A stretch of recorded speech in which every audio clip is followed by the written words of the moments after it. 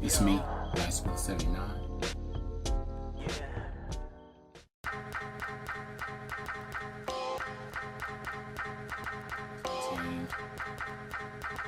A bunch of PS1 games. I can just walk in and out of thrift store.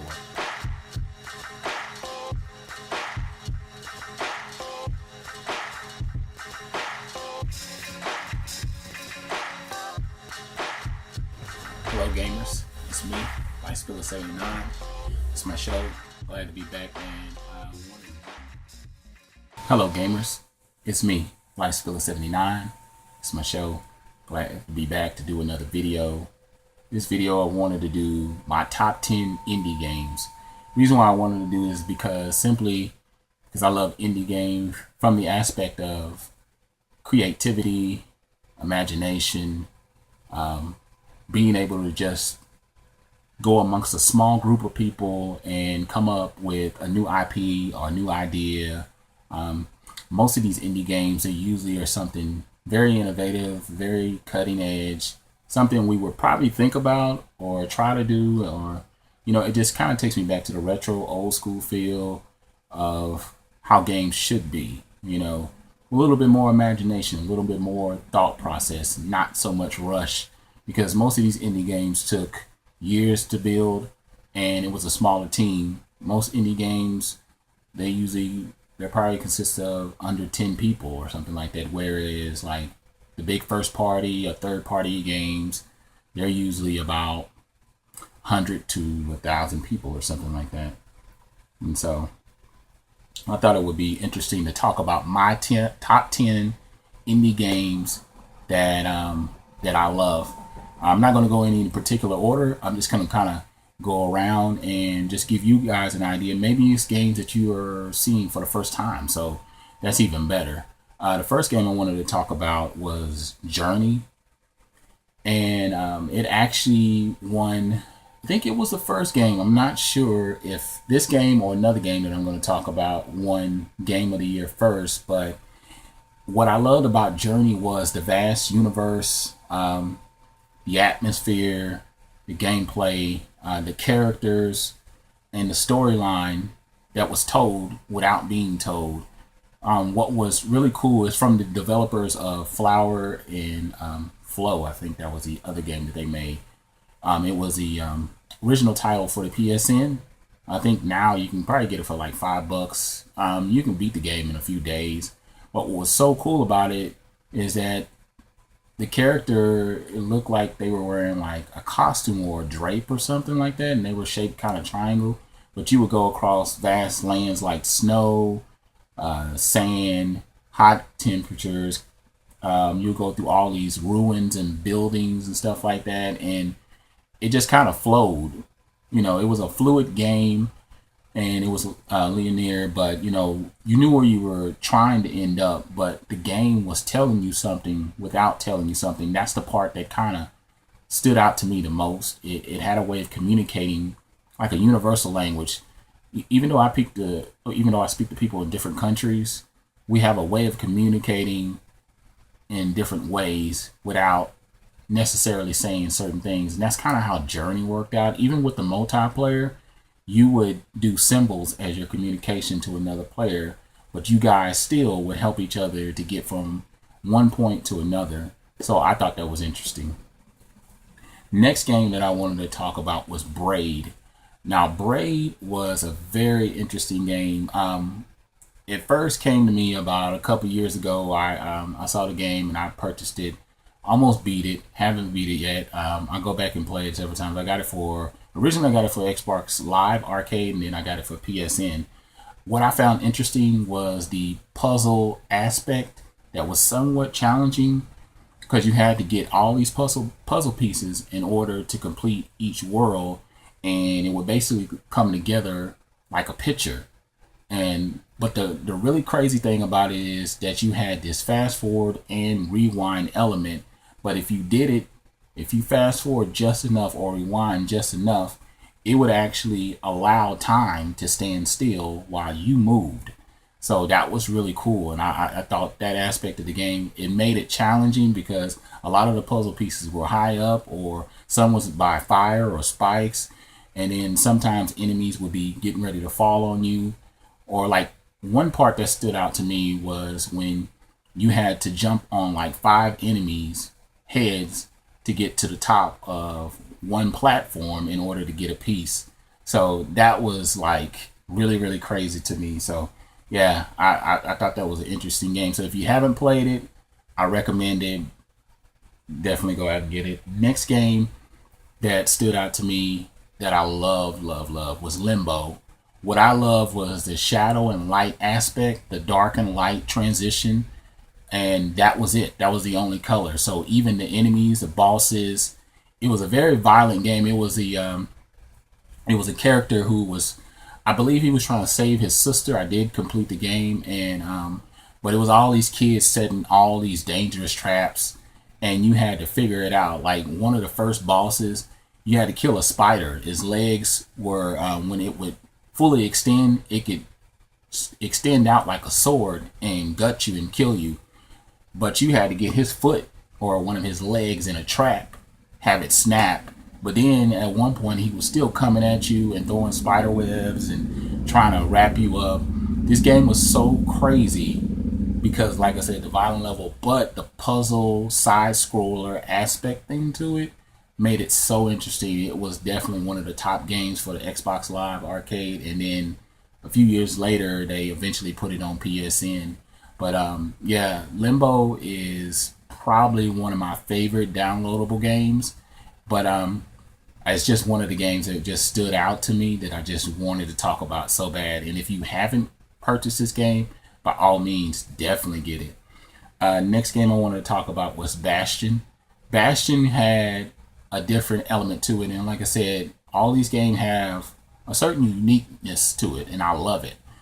The unique side of Bastion was the narration aspect. Anything you did was being narrated live.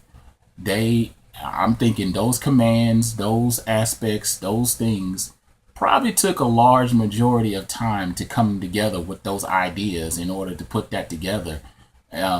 But you could be walking through any part of the game, and it had the overhead top shot or top shelf kind of thing going on, where you'd be looking over the top of the character and he would basically pick up a gun, and the guy would be like, he picked up a gun, or he shot, or he picked up a knife, or you got a power. But everything seemed to flow really well. And so you would definitely be, I never finished the game, but I definitely enjoyed the game. I still have it on my 360. So yeah, definitely pick that game up. It's called Braid, or not Braid, but Bastion. It's a really awesome title. Next game that I just recently picked up this year that I waited for a long time to get because I just had so many other games was Fez. What I loved about Fez, and actually what made me fall in love with the game, was the movie, the indie game movie, which is a definitely recommended movie that you should check out. But Fez, what I loved about it is that it's this character thinks this whole world is 2D, just like a lot of people in the beginning thought the world was flat. But until one day, his eyes are opened by this older gentleman who says, no, the world is 3D. And it's a puzzle side scroller game, but what's really unique is the 3D element. You can be able to turn the world and get a whole new perspective. Like if you're trying to get up from one platform to the next, it could look like a piece of grass on the side of a building, but when you turn it, it's like a full covered, like the whole wall is covered with grass, so you're able to crawl up to the top of that, and then you turn the wall again and you're able to see a little piece, and then you get on top of that, you turn the wall again. So it's one of these games is, it can screw with your head. It's a brain teaser, it's a puzzle solver, but it's really, really fun. The elements, the music, oh my god, the music is so enchanting. It's very peaceful and very soothing, so you don't have to hear none of this rock, all this crazy stuff. Like if you're having just that certain type of day, you can just turn the game on and just listen to the music, and it's got that old pixelated old school retro feel to it. The creator of the game, I think he took about 3-4 years to build it, and it was only a team of 2, and then it eventually dwindled down to one person. But it's a really, really awesome title. And I would definitely recommend you getting that game. The next game I wanted to talk about was Shank. Shank is, it kind of reminds me of an army type game, I guess. It's a side scroller, and it's this character who, I think he's trying to save somebody as well. You know, they all got this save element to it. So it's one of those games that is really awesome. I really enjoyed playing that for sure.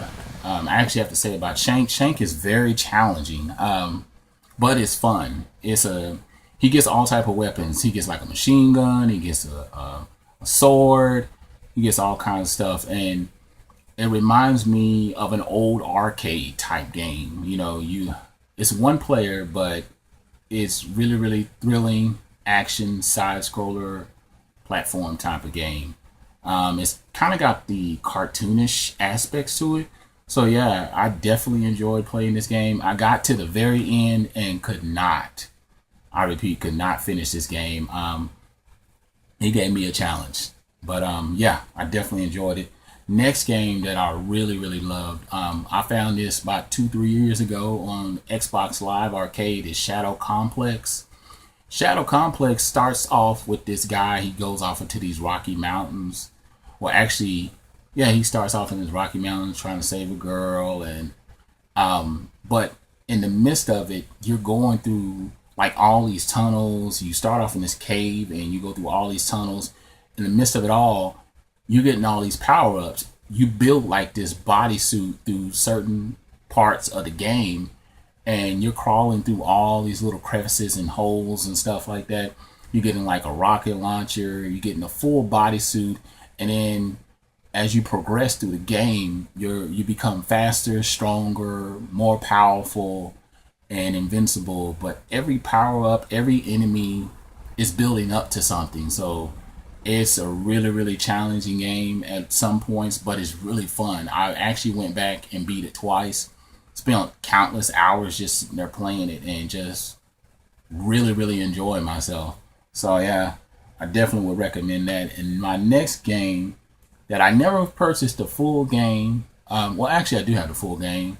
I tried to download it on my because it was on Xbox Live, but I tried to download it for my PC, but my PC at the time wasn't compatible. So eventually, I have to buy it again or download it again and upload it to Steam. And that's Super Meat Boy. I'll tell you how much I love that game. I played the demo probably about 10 times. Or not 20 or 10, 20 times actually. It's this character. His name is Super Meat Boy. They kind of have the princess. She's pink, and you're saving him from this infant. This guy's in like a bodysuit, but he's actually an infant. And what's really cool about Super Meat Boy is they use all these blades, and it's a platform side scroller. But what it is that it's kind of got the whole Mario aspect to it. You got to go through all these stages. But as they use the blades, each stage becomes more and more challenging. The one challenging stage that stands out to me is that you're going up and jumping from side to side, from wall to wall to wall to wall to wall to wall to wall to get to the top of this platform. And it's just really challenging. It's one of those games that make you angry and want to break something, but at the same time, it's so rewarding when you finally reach the goal line or you pass the stage. And there's even secret little hidden worlds instead in there as well. I think it's kind of got like a little arcade bonus hidden stages, but you have to unlock all these little paths and stuff like that. So yeah, Super Meat Boy, I was even sitting there one day and came up with some theme song or something. I can't even remember. But yeah, I love the game. The next game is a remake of an old classic game, a Bionic Commando. It's called Bionic Commando Rearmed. And they did a phenomenal job. They even allow you, I think they allow you to flip back and forth between the old school look and the new school look. It came out back in '09, and it's a really impressive title. I really enjoyed it, and I really had fun with that. So yeah, if you were into the original Bionic Commando for the NES, definitely pick this up. It's revamped. It's really good. I believe I beat it. I don't know, or I made it to the final world. And the last game, which I'm surprised that I purchased because I'm not normally into the battle type. I'm trying to think of how you would define this platform. I think it's more of the battle defense type game, and that's Fat Princess.